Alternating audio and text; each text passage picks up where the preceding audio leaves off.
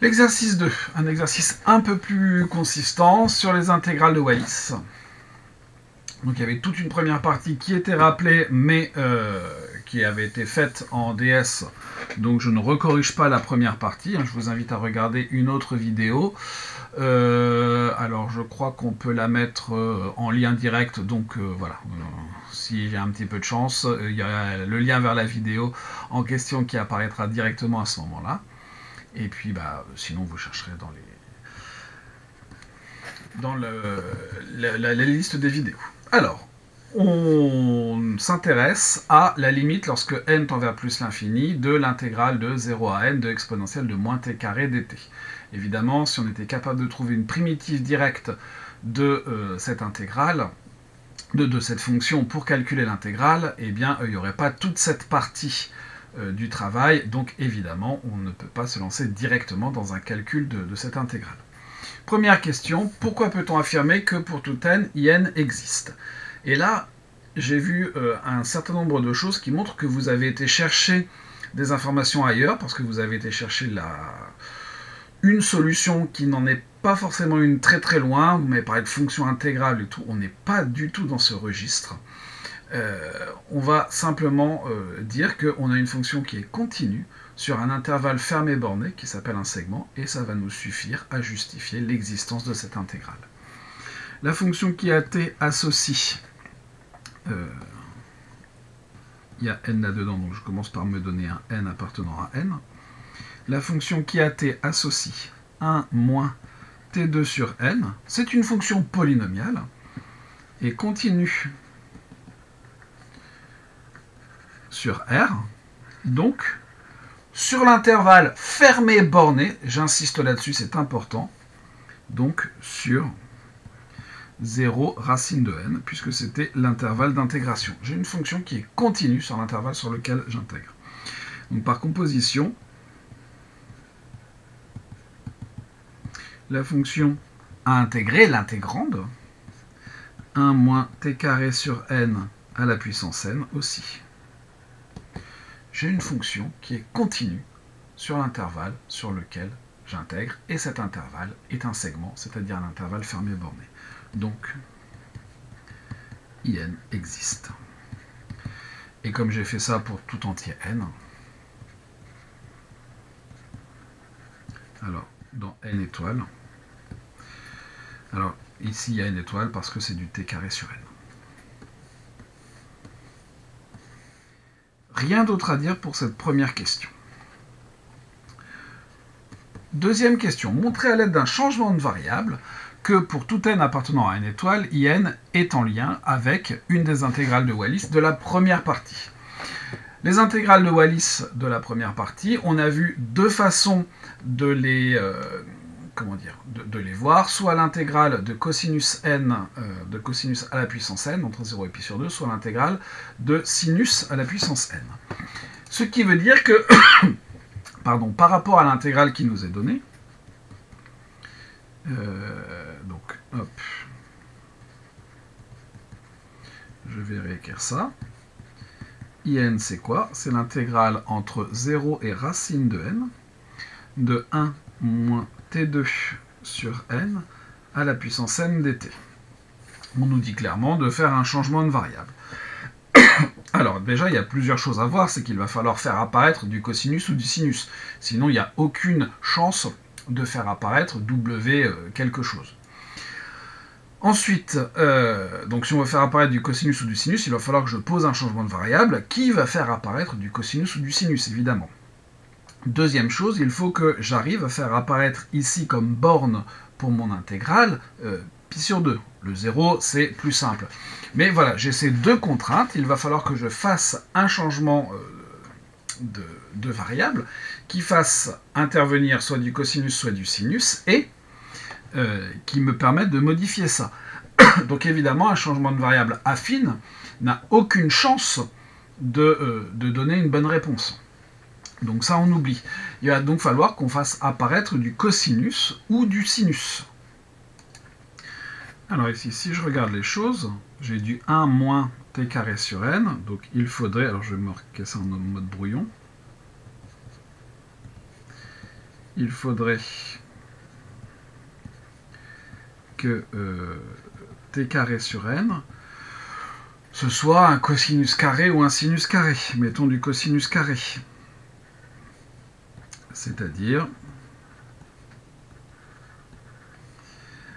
cosinus u, alors c'est-à-dire t sur racine de n égale du cosinus u. Ou encore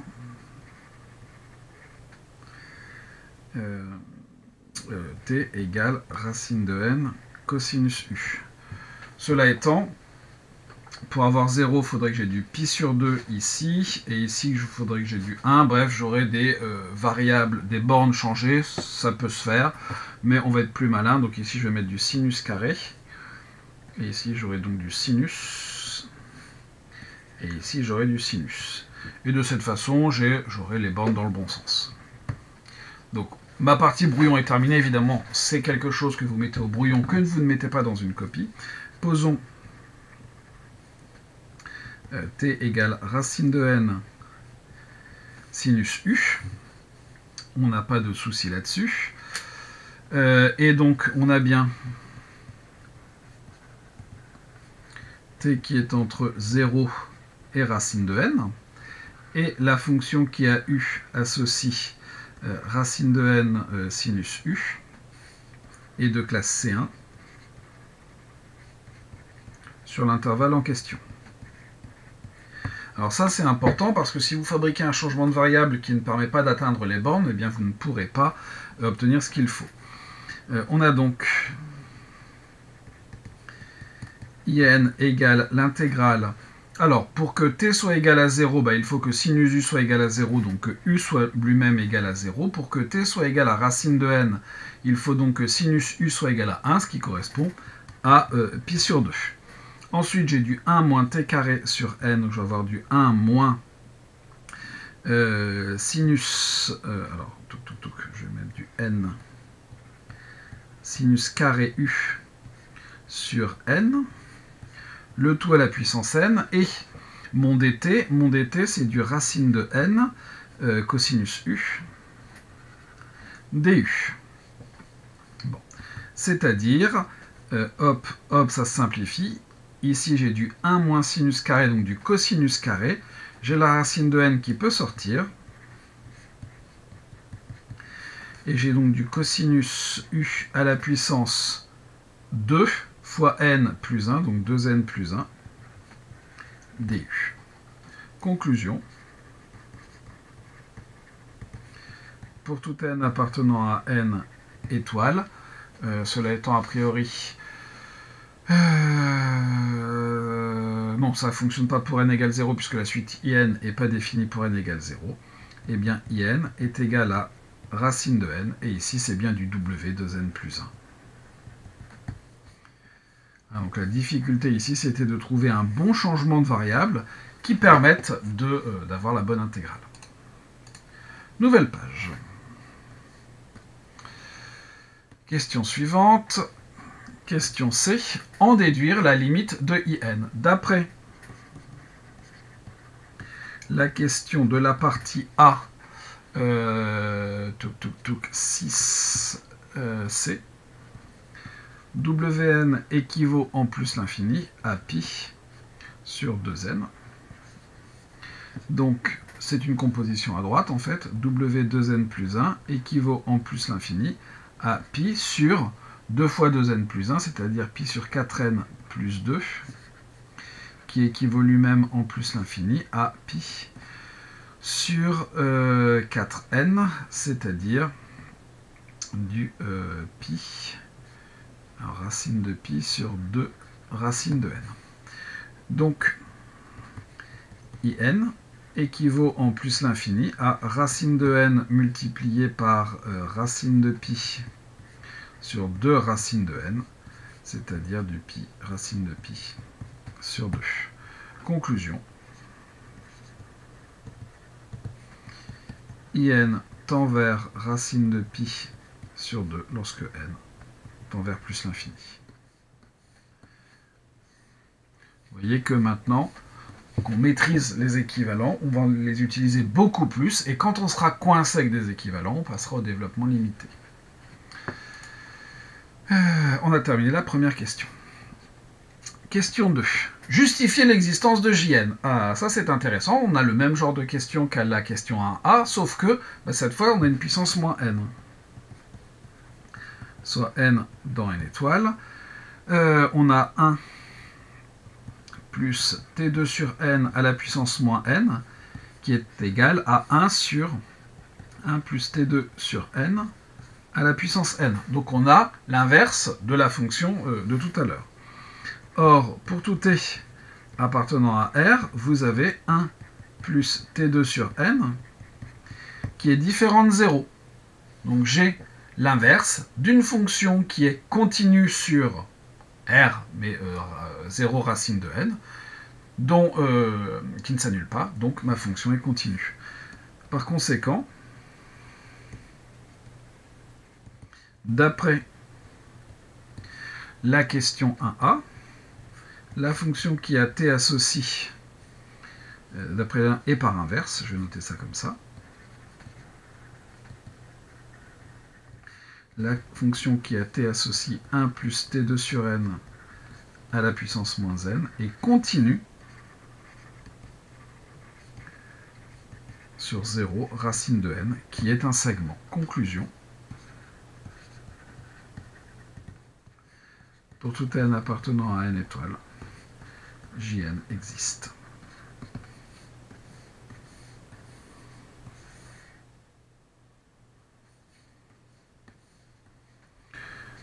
Encore une question simple.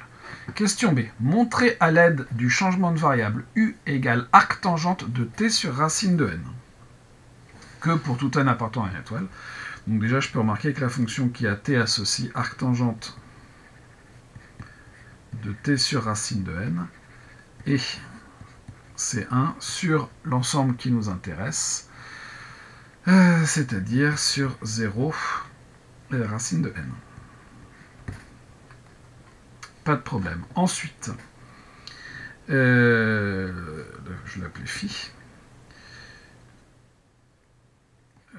Donc, pour tout t appartenant à 0 racine de n, vous avez phi prime de t, qui est égal à, c'est de la forme f rond u, u prime, donc 1 sur racine de n, multiplié par f prime rond u, dérivé de l'arctangente, c'est 1 sur 1 plus t carré.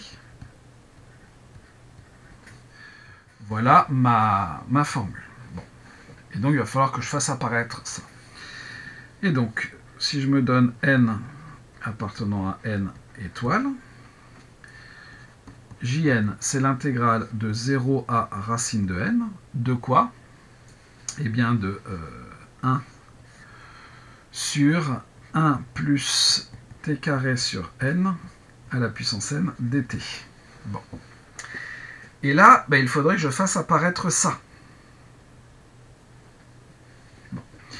Ici, j'ai de la puissance n. Il faut que j'en décale l'un d'un côté pour faire apparaître mon phi prime. Donc je vais avoir ici du racine de n, intégrale de 0 à racine de n, de 1 sur 1 plus t carré sur n à la puissance n-1, multiplié par 1 sur racine de n, 1 sur 1 plus t carré sur n, dt. Bon, ça, globalement, ça va être mon du. Et puis là, il va falloir que je fasse apparaître des choses qui vont bien.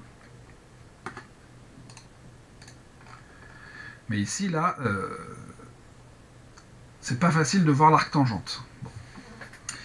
Donc on va continuer à travailler cette écriture-là avant d'en venir à ce qui nous intéresse. Or, si U est égal à arctangente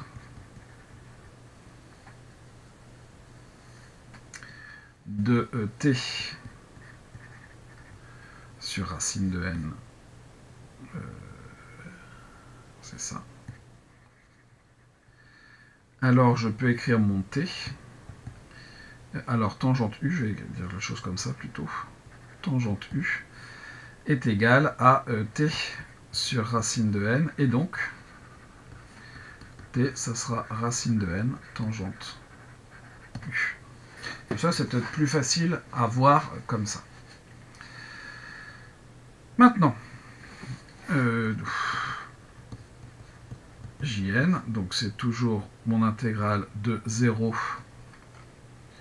à racine de n.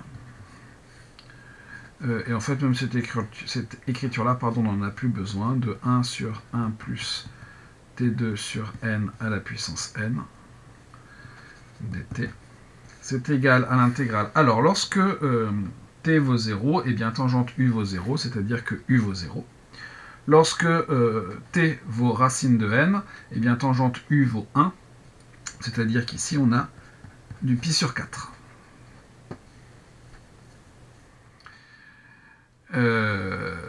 Voilà. Donc de 1 sur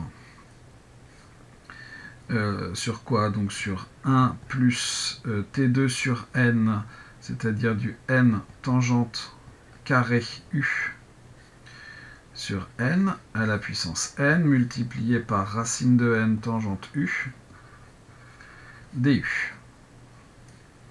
C'est-à-dire qu'on a l'intégrale de 0 à pi sur 4, la racine de n que je peux sortir, 1 sur, ça se simplifie, 1 plus tangente carré u à la puissance n multiplié par tangente u du.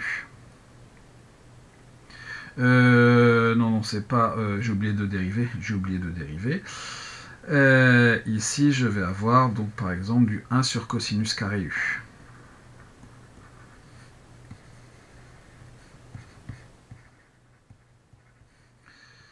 Et donc, j'ai toujours ma racine de n, 0 à pi sur 4. Ici, j'ai du 1 sur tangente carré u à la puissance n, ce qui va être du cosinus carré u à la puissance n, multiplié par du 1 sur cosinus carré u du. C'est-à-dire qu'on a du racine de n, intégrale de 0 à pi sur 4, de cosinus u à la puissance 2 fois n moins 2. C'est-à-dire du racine de n, intégrale de 0 à pi sur 2, de cosinus u à la puissance 2n moins 2, du. Mais ce faisant, j'en ai compté un bout en trop, moins l'intégrale de pi sur 2, de pi sur 4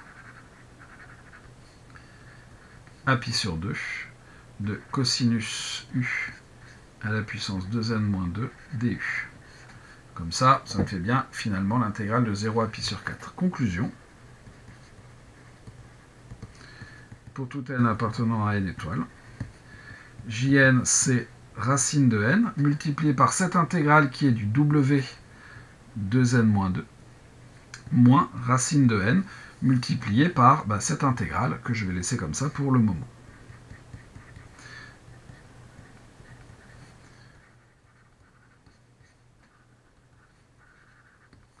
Et ça tombe bien parce que c'est ça qu'on me demandait. Pop, pop, pop. Voilà, comme ça c'est mieux encadré. Et voilà pour cette question. Question C. Montrer que pour tout n, eh bien, en fait, on nous demande d'encadrer cette intégrale entre 0 et autre chose. Eh bien, la fonction qui a t associe cosinus t est décroissante sur l'intervalle qui nous intéresse, c'est-à-dire sur pi sur 4, pi sur 2. D'où, pour tout t appartenant à pi sur 4, pi sur 2, eh bien cosinus t est compris entre 0 et racine de 2 sur 2, qui est cosinus de pi sur 4. Par conséquent,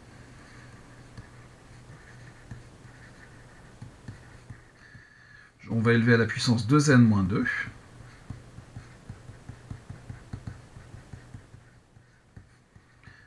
n appartenant à n étoile, eh bien 0 cosinus 2n moins 2t, racine de 2 sur 2 à la puissance 2n moins 2, par croissance de l'intégrale.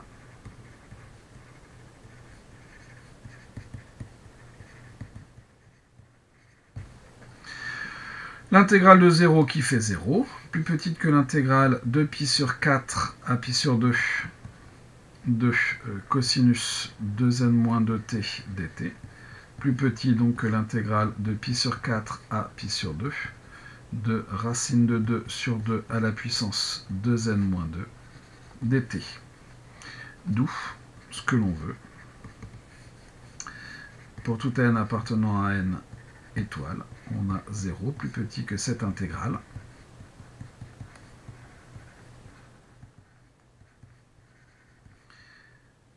Plus petit que racine de n. Alors j'oublie ici la racine de n, elle est importante.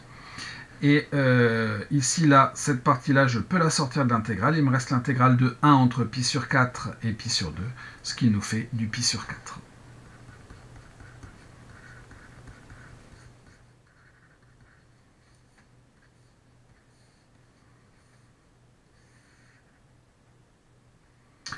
Encore une question de fait.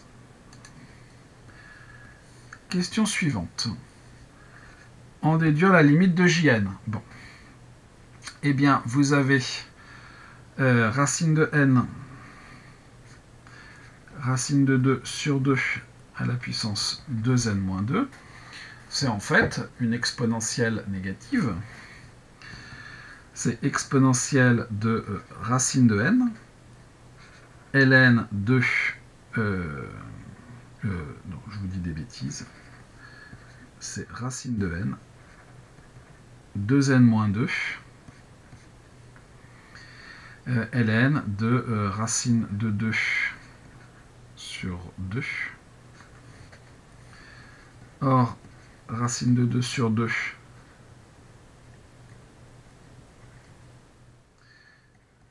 est compris entre 0 et 1 strictement. Donc, le ln de racine de 2 sur 2, on va faire plus vite. On peut aller plus vite. Donc, racine de n, racine de 2 sur 2 à la puissance 2n moins 2.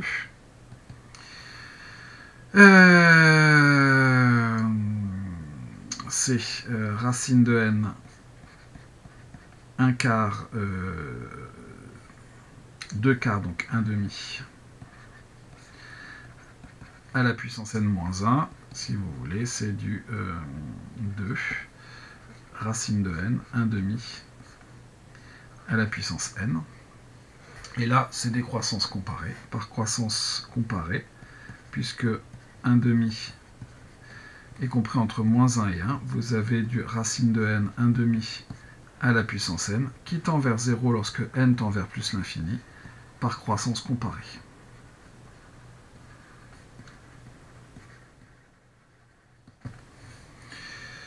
D'où racine de n, pi sur 4, racine de 2 sur 2 à la puissance 2n moins 2, tend vers 0 lorsque n tend vers plus l'infini. D'après le théorème des gendarmes,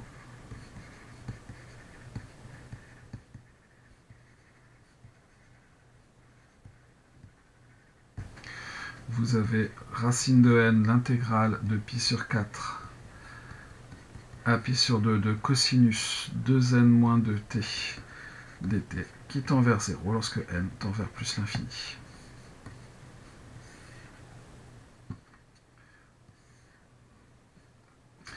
Par ailleurs,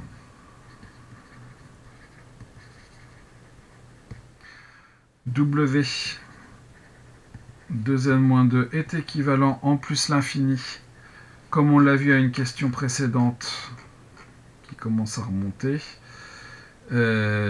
Ici, alors c'est 2n plus 1, mais on va avoir la même chose du pi sur 2 racines de n. Donc, racine de n w 2n moins 2 est équivalent en plus l'infini à racine de pi sur 2. Conclusion. Par somme de limites, Jn tend vers racine de pi sur 2 plus 0, c'est-à-dire racine de pi sur 2, lorsque n tend vers plus l'infini.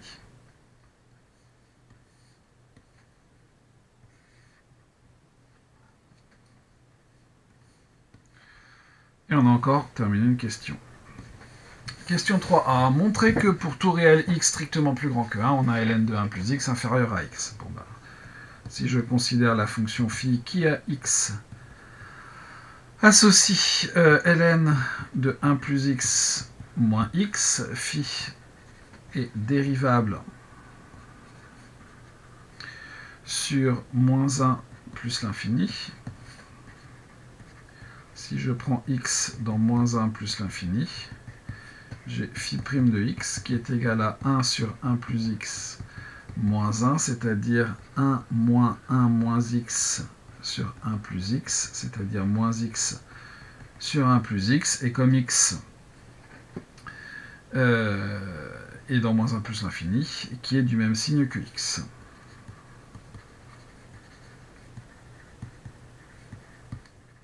Alors, pas que x, mais que moins x, pardon.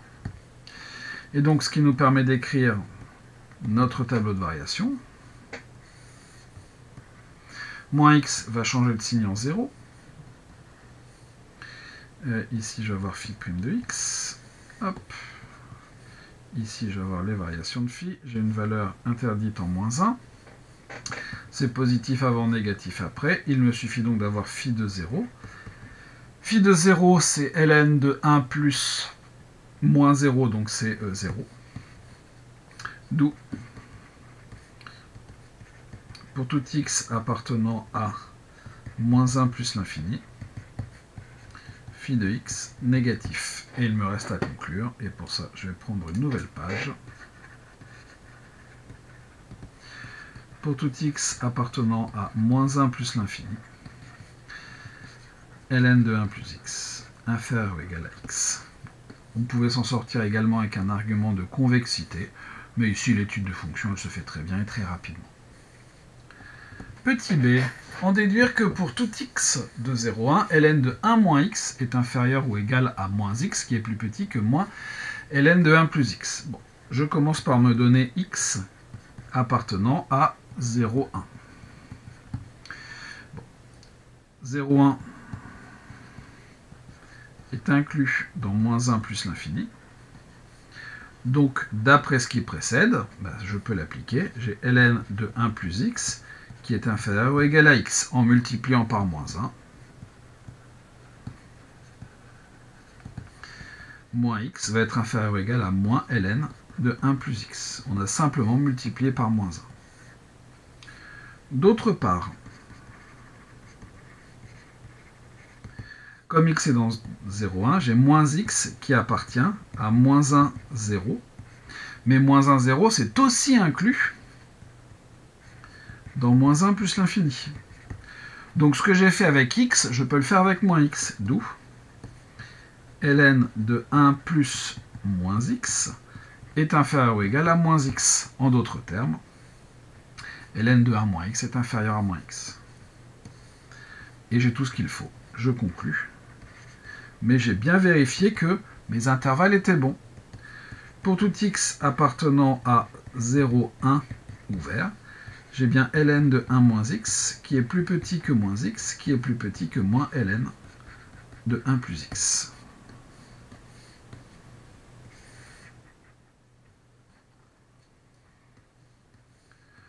Et voilà pour cette question. Question C. Montrer que pour tout réel t de 0n, j'ai 1 moins t carré sur n à la puissance n plus petit que exponentielle de moins t plus petit que machin. Bon, très bien. Je prends t appartenant à 0 racine de n. Mon idée, évidemment, c'est d'appliquer Alors, je prends t appartenant à 0 racine de n ouvert. Et après, on verra ce qui se passe pour racine de n.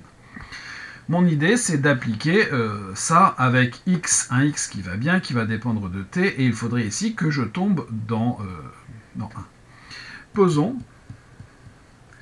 x égale t sur racine de n, qui, d'après ce qui précède, est bien dans 0,1. Donc je peux appliquer ça. On a donc ln de 1 moins je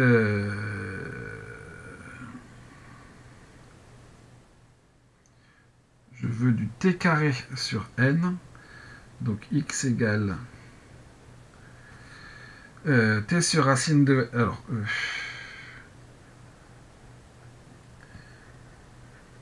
t comme ça, x0, et x égale x0 au carré, c'est-à-dire du t carré sur n. Et comme mon x0 est dans 0,1, son carré va être aussi dans 0,1. Et donc j'ai du ln de 1 moins t2 sur n,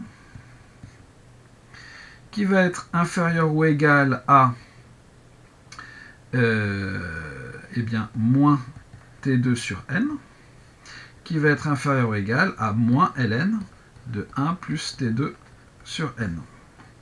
Je multiplie tout par n.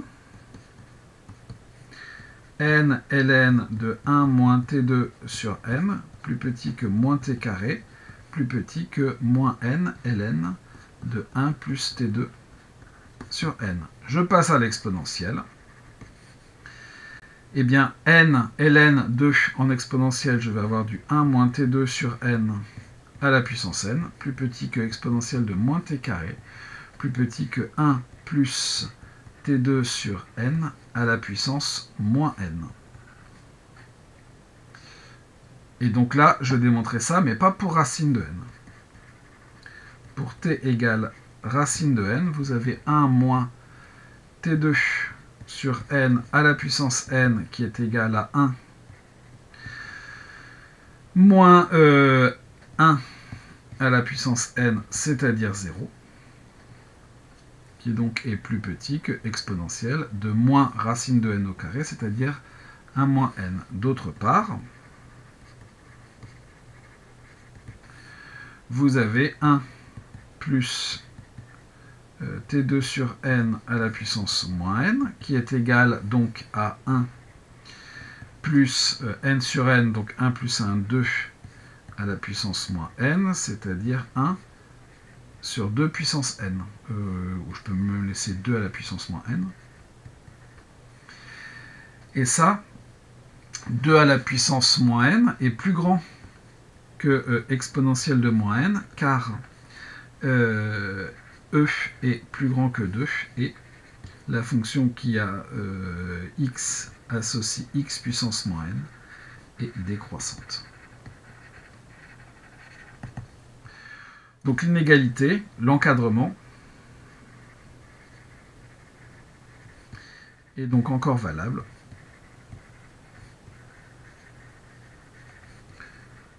pour t égale racine de n. Je ne peux pas l'avoir de la même façon que l'autre. Conclusion de tout ce travail. Eh bien, pour tout t appartenant à 0 racine de n, vous avez 1 moins t2 sur n à la puissance n, qui est plus petit que exponentielle de moins t2, qui est plus petit que 1 plus t2 à la puissance n.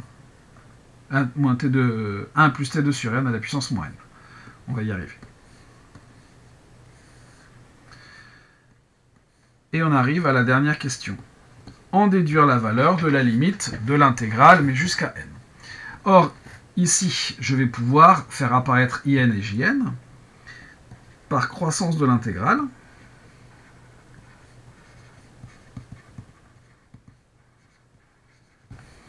Vous allez avoir l'intégrale de 0 à racine de n de 1 moins t2 sur n à la puissance n dt, plus petite que l'intégrale de 0 à racine de n de exponentielle de moins t2 dt, plus petite que l'intégrale de 0 à racine de n de 1 plus t2 sur n à la puissance moins n dt.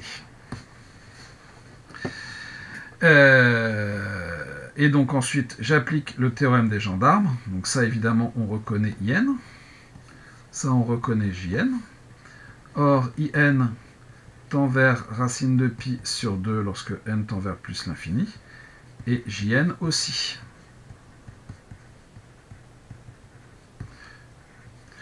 D'après le théorème des gendarmes, on l'applique vraiment tout le temps, celui-là.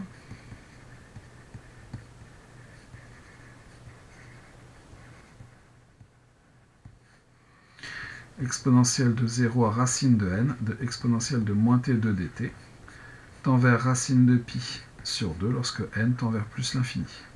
Cela étant, c'est pas tout à fait ça qu'on me demande. On me demande l'intégrale de 0 à n. Or, l'intégrale de 0 à n de exponentielle de moins t2 dt, c'est l'intégrale de 0 à racine de n de exponentielle de moins t2 dt, plus l'intégrale de racine de n à n de exponentielle de moins t2 dt. Bon. Sur l'intervalle racine de n, n,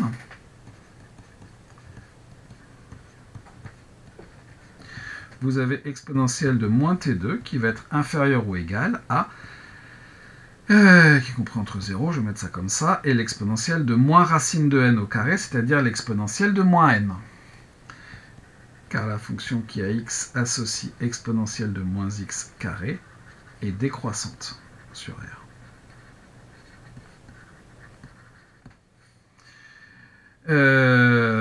Et donc, si je regarde ça, je vais écrire quelque chose comme ça, donc j'ai 0, plus petit que l'intégrale de racine de n à n de exponentielle de moins t2 dt, plus petit que exponentielle de moins n, intégrale de racine de n à n de dt. Et ça, cette intégrale-là, ça vaut n moins racine de n. Or, par croissance comparée,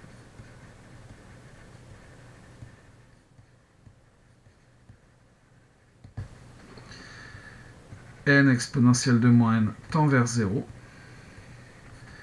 et racine de n exponentielle de moins n aussi. Par conséquent, cette intégrale